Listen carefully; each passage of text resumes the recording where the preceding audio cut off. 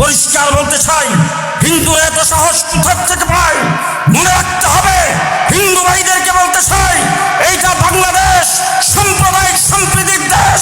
আপনারা এই দেশে আপনাদের ধর্ম পালন করেন, কেউ বাধা দেয় না, কিন্তু মনে রাখবেন এটা গুজরাট নয়, এটা দিল্লি নয়, এটা কলকাতা নয়, এটা কাশ্মীর নয়, এটা 70-90% মুসলমানের দেশে বাংলাদেশ, বাংলাদেশ, বাংলাদেশ। সুতরাং সাধু সাবধান, সাধু সাবধান। ধর্মকর্ম পালন করছেন এদেশে নির্দ্বিধায়, আরামের সাথে কোনো বাধাবিঘ্ন নাই। যদি এইভাবে মুসলমানদেরকে বৃদ্ধাঙ্গুলি দেখান, এইভাবে যদি মুসলমানদেরকে হত্যা করেন, এইভাবে যদি মুসলমানদের উপর চাপিয়ে পড়েন, বাংলাদেশে মুসলমান কি করতে পারে সেটাও দেখা দেওয়া হবে ইনশাআল্লাহ।